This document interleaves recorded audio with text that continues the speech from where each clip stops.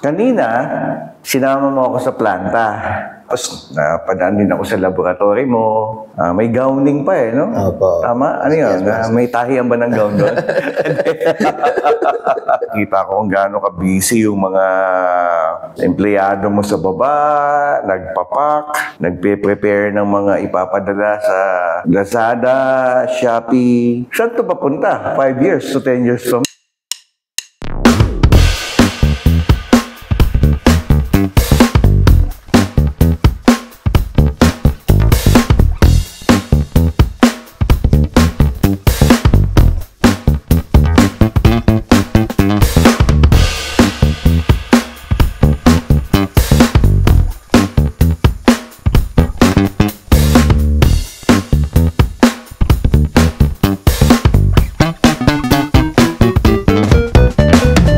Ano ba yung background nitong business na to? Paano ka nag-start?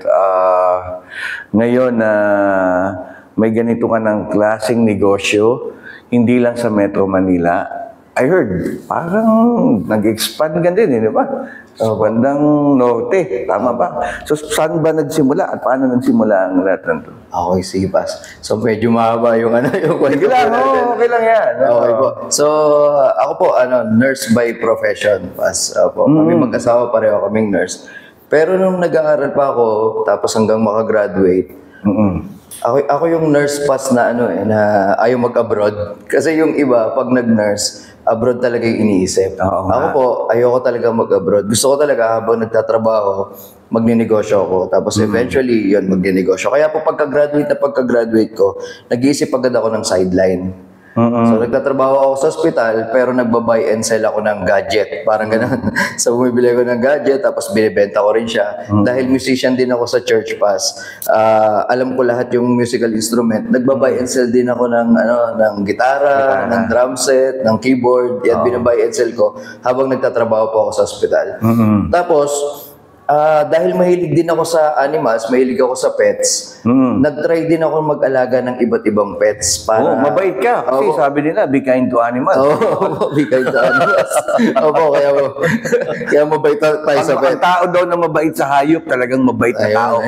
Sabi nila. Mabait daw po tayo. Ayun. Tapos yun, una, nag-try ako siyempre wala pa namang masyadong pera po. Nag-try muna ako nung mura. Nag-try ako ng mga rodents, yung mga dagang hamster, tatry ko siyang i-breed. Kaso, ang hirap pala niyang paramihin. So, mali yung enclosure ko, nakakataka siya sa bahay, hindi ko siya naparami. Tapos nag-try ako mag-isda, nag-try ako, kala ko, ang dali rin niyang i-produce. Tumatalon yung isda, namamatay. Pupunta sa kabilang fish pond. Parang mali yung aquarium ko, mali ata yung setup ko. Pagtalon, patay. Okay. Lugi, parang ganon. So, iniisip ko, ba't hindi kaya ako mag-aso? Kaso ang problema, kapag pure breed na aso, mahal yung puhunan. Magkano puhunan usually? Mahal pas kasi, halimbawa, nung dati pa siguro 10 years ago, halimbawa, pure breed na Shih Tzu, sabihin natin na 6,000, 7,000, mahal na yun, parang mabigat na yun.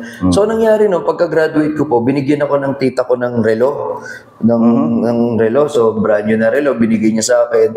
Ang ginawa ko po noon, uso pa kasi dati ewan ko kung naalala niyo po yung sulit.com. Sulit.com. Wala namang sulit? Wala na po, ginawa na yung OLX Tapos ngayon, carousel naman. Carousel na. Opo. So, dati sulit.com, uso pa yung post-post ka lang, free lang yung posting. Ginawa ko po, sinuwap ko yung relo ko sa isang aso na babae. So, Beagle yung unang-unang aso ko po noon. So, ang ginawa ko po noon dati, may nakadila ko, dahil taga Laguna ako, nag-meet pa kami sa Buendia. Uso pa rin dati pas yung yung ordinary na bus. Kasi hindi mo pwedeng isa kayong aso sa aircon na bus Hindi ka papasakayin. Opo, maamoy. So, ordinary na bus, habulin mo pa yun sa Buendia kasi hindi yung basta titigil Parang ganun, bit ako na aso. So, naiuwi ko po yung aso. Tapos, after 1 week, nag-hit. So, ibig sabihin, na-breed ko po yung aso. Naparami ko po yung beagle ko. Ilan ang naging anak? Naalala ko po na siguro 6 yung naging anak. Tapos, nabenta ko po yung mga puppies niya. Nabawi mo yung pinangbili mo? Sobrang bawi po. Tapos, yung napagbentahan ko po, bibili pa ulit ako ng isang inahin.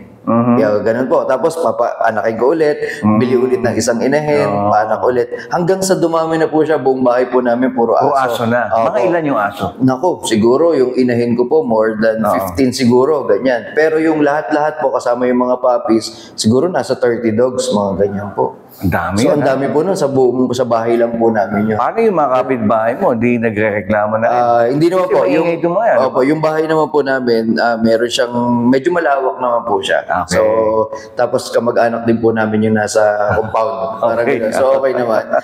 Pero habang dumadami siya, dito na yung parang nakita ko na nagsisimula. Habang dumadami yung aso, dumadami rin po yung problema. Kapag nagkasakit sila, hawa-hawa. Dahil nurse naman po ako, tinatry ko po silang, syempre po, may ilan akong kayang ipa-vet, pero hindi ko sila kayang ipa-vet lahat dahil mahal. Dahil gamot. So, tinatry ko silang gamutin. Kapag may nagka-parbo, ako na nagsuswero sa bahay, minomonitor ko lang, nakaka-survive naman po, gano'n. Pero ang dami pong nagiging sakit talaga, madumi, mabaho, tapos ang dami nagiging problema, tapos even kennel cough, nagkakaroon po sila ng ganun. At yung isang pinakamalaking naging problema ko po noon is yung garapata. Kasi kapag nagkagarapata po yung aso, halos lahat talaga. Halos lahat. So nagtry po ako, iba't ibang gamot, iba't ibang dinadala ko sa vet, may injectables, may powder, may pinapainom. Pero ganun po, paulit-ulit, mamamatay yung garapata. After few months, may garapata na naman. So, yun yung parang naging problema ko. Yun yung parang, dahil po doon sa problem na yun, nakakaisip ng solusyon. Parang ganun po. Tapos meron po akong isang katrabaho sa ICU. May kapatid po siya na vet. So, meron silang dinevelop na product na panggarapata. Tinry ko, tapos naging effective. Tapos kinausap ko po ito kung katrabaho ko. Okay to pwede ba nating i-market? Parang ganon. Nung una, hesitant po sila, hindi sila aware. Hanggang sa nakulitan na siguro sa akin, pwede natin i-market, sayang to, okay to. Tapos hanggang eventually pumayag na rin pong i-market. Sinimulan ko po doon. Tapos after po noon, gumagawa na po ako ng ibang products. Gumagawa na ako ng shampoo, gumagawa na ako ng panglinis. Tapos meet up pass. Teka mo, chemist ka ba? Hindi pa, nurse tayo kay Mrs. Umaasa. Kay Mrs. Umaasa. Pero, kidding aside, paano ka natutong mag-mix? Kasi, syempre, kailangan, chemist ka talaga.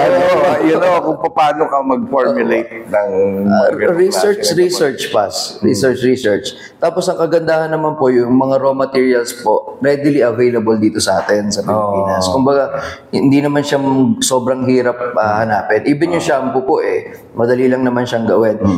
Parang shampoo ng tao, tapos i-adjust yung pH, kasi iba po yung pH na para sa animals, para sa dogs and cats. Parang ganun po siya. Sa ganun ko lang siya inumpisahan, Pas. Tapos, popost mo lang siya online. Tapos, may kukontak sa'yo. Imi-meet up ko po. I-explain kung paano gagamitin. Ganun talaga siya. Kaano talaga dati, Pas. Na talagang one-on-one, imi-meet up. Kakausapin mo. Parang ganun. Ganun ko po siya inumpisahan yung mga product. Tapos po nun, dahil nga Pas, dati wala naman masyadong pera. Wala akong laptop or wala akong computer. So, computer shop lang ako nag-e-edit ng labels ko. Parang gano'n. Tapos pupunta ako ng Divisoria para bumili ng bote, ng mga bote ng product. Para gano'n. Papaprint ako sa computer shop, ng label. Tapos, gano'n po siya nag-umpisa dati. Lahat ng yan, nasimulan mo during pandemic? Actually, before pa, Pas. Or before pandemic? Opo, nasimulan ko to siguro way back, 2012, mga ganyan pa. Ganun pa po. Sobrang tagal niya na po nung nasimulan ko siya. Tapos yung market ko yung pagmamarket ko lang po, hindi lang talaga sobrang tutok dahil may trabaho rin po ako. Kumbaga sinasideline ko lang talaga siya. Kapag may client, doon, imi-meet up ko after ng work. Tapos yun, pag nagustuhan nila, i-refer nila ako. Yun. Pag ganun-ganun lang po siya. Pwede mo bang i-share yung pivotal moment ng business mo? Paano yung turnaround ng success? Kasi kinukwento mo, ikaw lang yung gumagawa ng formula. Opo. Ikaw din yung nagma-market. Opo. Ikaw din yung nagmi-meet up. Opo. So, paano dumating sa punto na ngayon, may sarili ka ng planta, meron ka ng production, Opo. medyo pang malakasan na yung, yung negosyo mo. In other words, meron ng mga gumagawa ng ginagawa mo. Opo. Siguro yung pinaka-turning point, kumbaga parang ganun pas, nung bago kami ikasal ng 2016. Kasi po kami mag-asawa, pareho kaming nurse, nagkakilala po kami, nagtrabaho kami sa BPO sa Taguig. Pero yung BPO pong yun, more on medical yung ginagawa po namin. So nung mag-asawa po kami, nung nagtatrabaho po kami sa Taguig, actually pas nag-start din kami doon ng nag-start din kami ng Bible study doon sa office namin. Lumaki yung namin doon, lumaki yung Bible study namin hanggang sa dumating na. So hinahabol ka ng breakthrough Oo. Nagsimula po kami ng Bible study doon. Yun nga, lumaki siya tapos hanggang sa nakakapag-outreach na rin po kami. Hanggang yung mga boss namin, mga foreigner uma-attend na rin. Ang hirap mag-preach kasi English.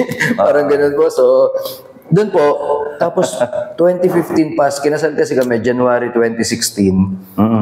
Pero 2015 December, pinag-resign kami ni Lord sa trabaho. So parang ang weird. Ikakasal po kami ng 2016, pero pinag-resign kami ni Lord ng 2015. So you feel like the Lord is telling you to go to other work? Opo, actually, sa word niya po, sa word ako kinausap ni Lord na sinasabi niya talaga na unahin ko yung mapapangasawa ko at mag-resign ako sa work. So, yun po talaga yung revelation sa akin ni Lord. 2015. So, hesitant ako kasi siyempre po bilang lalaki, tayo yung may nagagastos dapat sa kasal sa kasal po, hindi biro yung gastos. Na hindi pa naman po ako naka-experience ng ganong kalaking gastos. Parang first time doon sa kasal. Anyway, to cut the long story short po, kahit hesitant po ako, si Daisy po, yung asawa ko, sure siya. O sige, resign tayo. Parang ganun siya. Resign? Ikakasal tayo. Parang ganun. So, bahala na. Resign tayo. Kailangan nyo ng pera. Opo, kailangan ng pera. Yes, pass. Parang ang labo. Sige, anyway, sige. Sabi ni Lord, sige, resign tayo. So, resign kami. January, kinasal kami. Siyempre, may mga bayarin pa during the wedding. After the wedding, may mga bayarin pa. So, nabayaran naman po. And hindi ko na alam kung paano nabayaran siya. Tapos, ang inaasahan ko po nun, syempre, pag wedding, sorry pero aminado po ako, inaasahan ko, after wedding, may makukuha mga pera. Para ganun, may magbibigay. Meron naman talaga. Parang ganun. Kaya lang, huwag tayo masyado kumasa kasi baka meron naman nagbibigay. Kaya lang ibigay kadami. Ayun nga. Yun yung maling mindset ko. Iniisip ko, maraming magbibigay nito.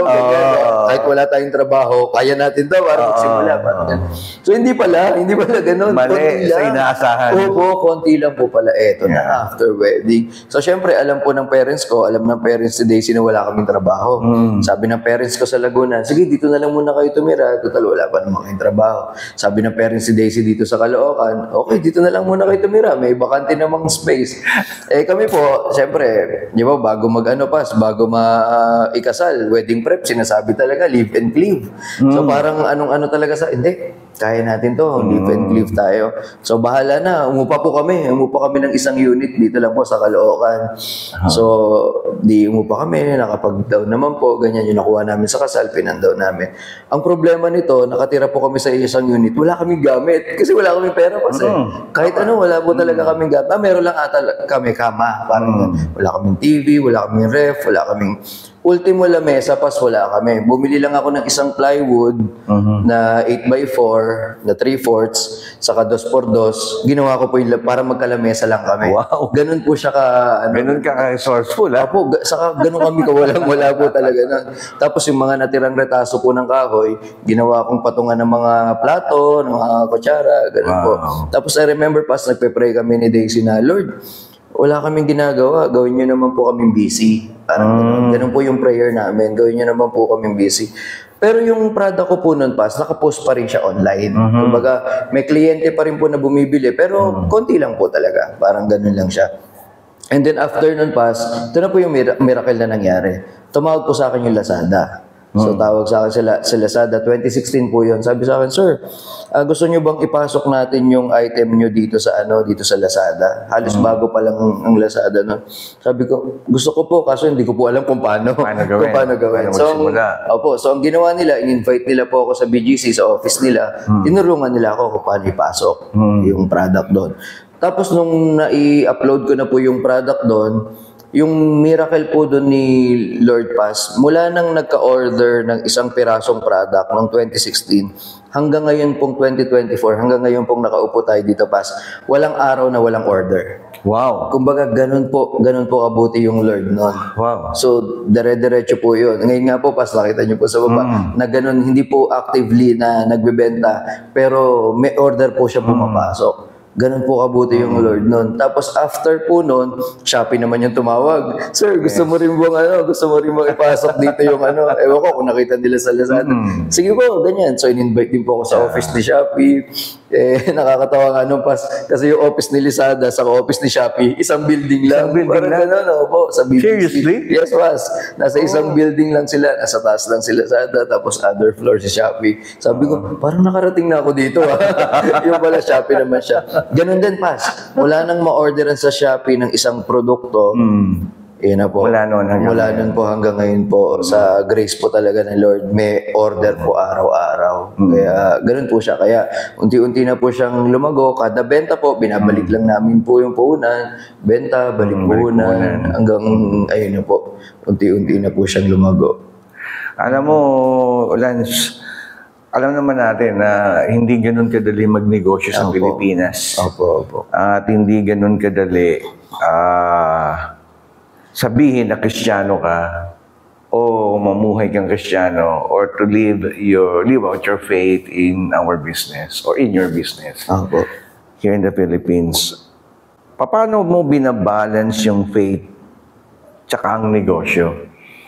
Kasi going back to what you've said a while ago, sa simula pa lang, alam ko na kikinig ka na kay Lord. Opo.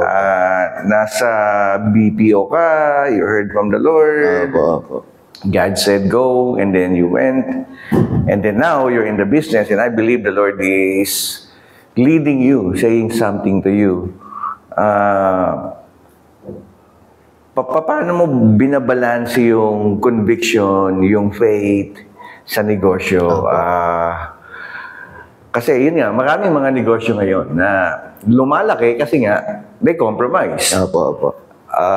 Pero ikaw, I believe 100%, 101% na you really exercise your faith,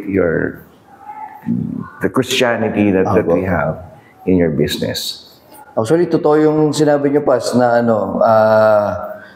hindi na, itong method po namin is non-traditional, kumbaga sa pagnenegosyo. Hindi ko naman po sinasabi na ito yung tamang way or ito yung gayahin po ng mga tao. No? Kasi sa iba po talaga hindi maiintindihan yung gantong way po ng business namin. Saka mahirap po siya. Kasi po, once po kami pong mag-asawa, once sinabi ni Lord, gagawin po talaga namin yung Pas. Kumbaga, wala po sa amin na Kasi na-experience po namin in the past kung paano po kami inalalayan ni Lord from, hindi naman po agad to nagkaroon ng planta Pas maliit siya, palaki ng palaki. Kung paano po ginagawa ni Lord na ito yung gawin mo, gagawin namin, kahit seemingly parang hindi namin kaya, pero makikita namin yung magandang result. One example po nito, Pas, yung nagkakaroon na po kami ng mga employees. Medyo dumadami na rin po. Siguro nasa 20s o 30s. Siyempre po ako, bilang nurse, wala naman po akong background sa business, Pas. Nahihirapan na rin po ako mag-handle ng employees. Parang ganon.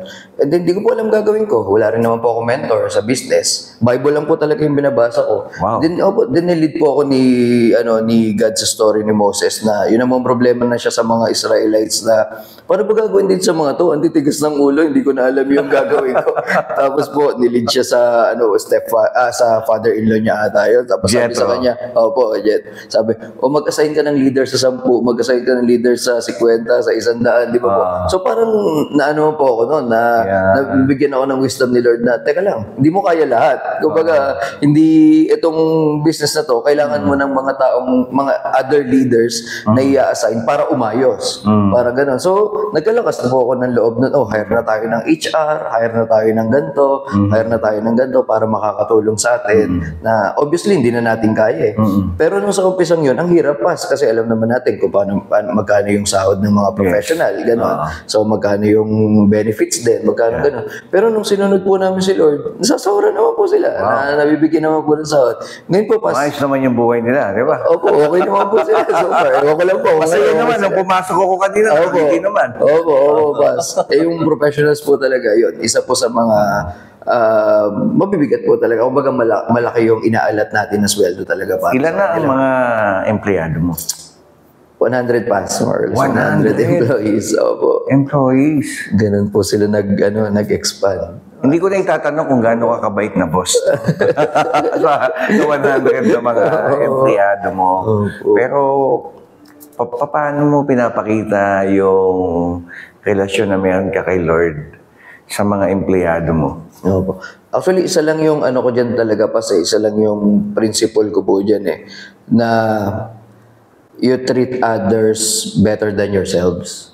Consider others better than Opo. Kasi bilang owner po, totoo na kailangan alam natin yung pasikot-sikot ng negosyo.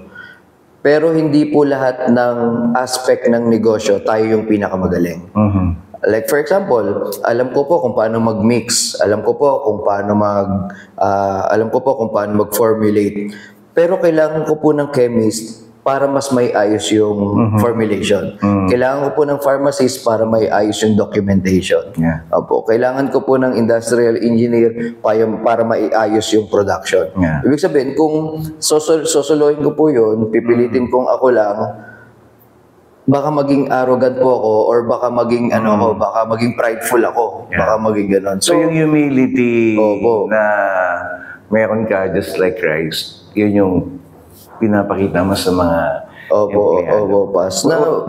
Nagpapaka-vulnerable din ako, pas. Pag hindi ko alam, hindi ko alam. Hindi ka naman perfect, hindi ka yung pinakamagaling. Opo. Sa even pag nagkakamali ako, pas, kahit sa mga managers o kaya kahit sa mga rank and file, nagsusorry ako pag nagkakamali ako. Kasi hindi naman po talaga lahat ng decision ko or lahat ng ginagawa ko is perfect Nakikinig ka sa mga magagandang ideas ng mga... Opo, pas. Opo. Yan po yung isa siguro sa mga ano natin, sa mga kailangan nating laging i-practice. Kasi po, yung point of view nila, marami po, macro na po kasi yung lens ko ngayon Kumbaga, hindi ko na po nakikita yung nitty-gritty.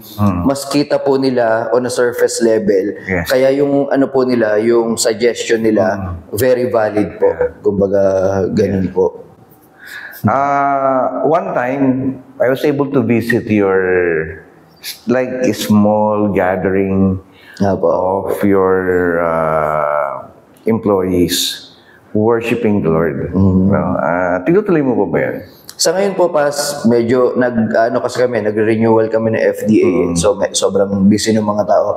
Pero naka-plat na po to in a year. Yung ganun. Naka-set up po yung baba natin, pas, kaya nakita nyo may projector at speaker na doon. Hindi na yung tinatanggal. Kasi monthly po natin ginagawa yon. So, hopefully, pagbalik po natin itong April, magtuloy-tuloy po ulit. Alam mo, ako personally, I'm blessed dun sa kwento mo na wala kang mentor, wala kang coach. Hindi ka graduate sa isang prestiyosong universidad ng negosyo. Pero you were able to translate what the Bible, the wisdom of the Bible to your business. Bibihira yung mga ganyan. Talagang nakita kung paano mag-work yung word ni Lord sa negosyo at sa buhay nila. Kanina, sinama mo ako sa planta. Tapos, napadaan din ako sa laboratory mo. May gowning pa no? Opo. Tama? Ano yun? May tahian ba ng gown doon? Kita ko kung gaano ka-busy yung mga empleyado mo sa baba, nagpapak, nagpe-prepare ng mga ipapadala sa Lazada, Shopee. Saan ito papunta? 5 years to 10 years from now? Nakita po namin na sa ngayon po may distributor kami sa Laguna, may distributor kami sa Davao, may distributor sa Pampanga, may distributor po sa Cebu. Kumbaga malalaking areas, malalaking provinces po to. And may mga interested pa rin po sa mga ibang mga provinces. Kaya po ang ginagawa po namin ngayon is inaayos po namin lahat ng licenses. So may FDA po kami, nagre-renewal siya ngayon. And then eventually kapag naayos na po lahat siya, kasi halos po lahat ng pet shops and poultry po, nasusuplayan na rin po natin. Mga groceries naman po. So, mga supermarkets, yan po yung mga next natin. Sobra, no, bata mo pa para makita kung paano yung success in front of you. Dumaan ka naman sa yung pinaka mahirap, like nagsimula ka na ginawa mo yung ginagawa ng mga empleyado mo ngayon. Pero di ko nakita na bumagsak ka kasi mula noong 2016, whether isa lang yung bumili sa'yo, at ngayon, ang dami nang bumibili, you can consider it as a success, di ba? Not becoming arrogant na sa mga nanonood na parang, ang bata pa, magbibigay na ng advice, di ba? Ang bata pa, pero parang meron na ba siyang kakayahan para mag-mentor ng mga susunod na henerasyon ng mga negosyante? Kasi considering your age, next generation ka pa rin talaga, no, ng mga businessmen. But if the Lord will give you young people that the Lord will entrust you to be mentored, coach na mismo in your journey as a businessman. What's one thing that you want to share to them? Or maybe two or three things that you want to share? Wisdom for the next entrepreneurs? Siguro, unang-una pa sinabanggit natin kanina yung humility. Humility. Kasi po, inabanggit nyo rin kanina, Pas, na parang seemingly, parang yung natin, yung trajectory natin is pataas. Yeah. Pero along the way, Pas, ang daming mahihirap pa rin. So dumaan din po kami sa stressful na mga event, kagaya ng nanakawan kami. Tapos po, nagkakasuhan pa, Pas, nagkagano na, buti si Daisy. Kumbaga, ang stressful nun, Pas, kasi alam niyo po yun, sa system ng natin, sa judiciary natin, parang hindi rin po ganun ka-okay. So, stressful. Tapos, dumating din sa point na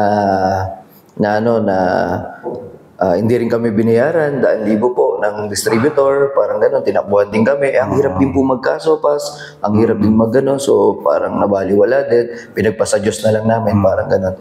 So, yung mga ganitong pangyayari, Pas, nakita po namin, lalong-lalo na parang mas nagbigay sa amin ng humility kasi until now, sustained pa rin kahit ang daming nawala.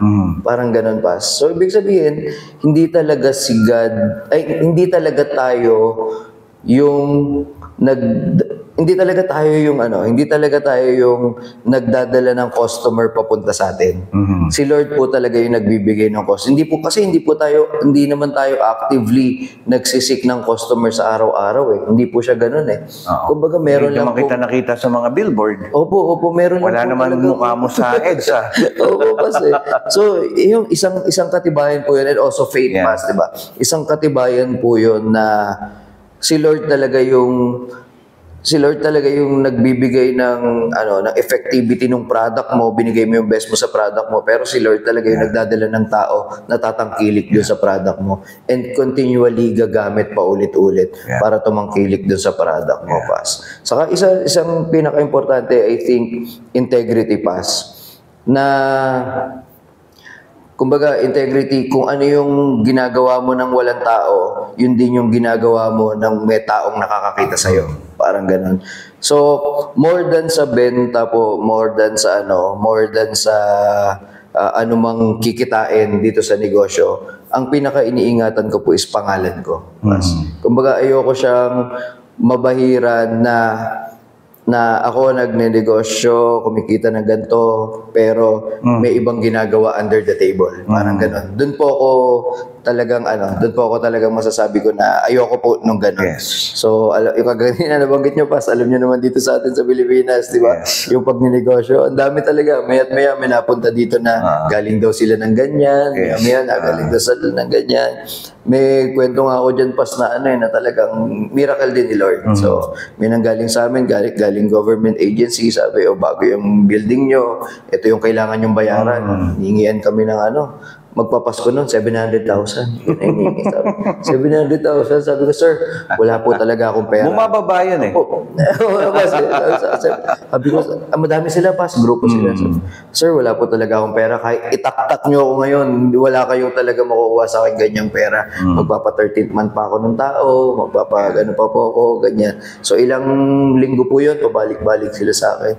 Until such time, nagpunta po kami doon sa government agency, nakausap po namin yung pinaka-head nila. Alam nyo po, from 700,000, ang pinabayaran lang po sa amin, 18,000. Ganun ka pas. Paano kung nag-give in na po agad ako doon? Kung paano nag-ano na agad ako doon? Di ba? Parang, dahil ayoko po ng ganun, dahil ayoko po ng easy money, dahil ayoko ng ayoko nung ganung kalakaran, siguro in-honor naman po ni Lord na alam niya talaga na wala kaming ganun kalaking pera. Kasi yung pera po, nasa negosyo siya. Diba? Wala naman po siya sa bulsa. So, ganun po yung miracle na binigay ni Lord. Maliit lang yung binayaran namin. At sumunod na taon po, parang ganun pa rin yung babayaran namin. So, ganun po kabuti si Lord. So, humility, faith, integrity. Yan po pa. Sobrang importante po. Lance, maraming salamat sa kwento mo. Talagang ito yung kwento na may kwenta at malaki at maraming kapupulutan na aral. Mga ka-TM, kung nais nyo ng okay lang ba? May mga tanong kayo kay Lance, no? Meron ka bang website or yung Tickbuster ba? They can also ask not only or they can also not just order but ask questions or learn from you. Actually, may ginawa po akong page ngayon kasi nakita ko nga po sa community natin na marami pong mga nagninegosyo rin. So, nakakatuwa ngayon pa kasi talagang marami na pong nagtatry na magnegosyo ngayon. Kaso nga lang po, para makapagtulungan po tayo. Parang gano'n. Yung alam ng isa, yung point of view ng isa, pagsamahin natin, yung experience ng isa, pag pinagsama-sama, mas makakatulong po sa bawat isa sa atin. So, gumawa po ako ng page para if ever po, kung meron kayong tanong sa licensing, pwede ko po kayong ma-sharean. Even sa loan sa bank, mga gano'n, habang pag lumalaki po siya, wisdom, at sa iba't iba po, even in HR, even sa pag-handle po ng tao, sa production, meron din po akong pwede i-share sa inyo. Meron po akong page, Negosyo 163. Negosyo 163. Ayan po. Yan po yung ginawa ko po na Facebook. Opo, meron po siya sa Facebook saka sa TikTok. Sa Negosyo 163. Kung gusto niyo matutunan yung mga sabi nga, someone once said this, that you can learn from someone's not mistake, but someone's experience. So, mas madali yun kasi shortcut na yan, mga ka-TM. So, don't forget Facebook, TikTok, YouTube.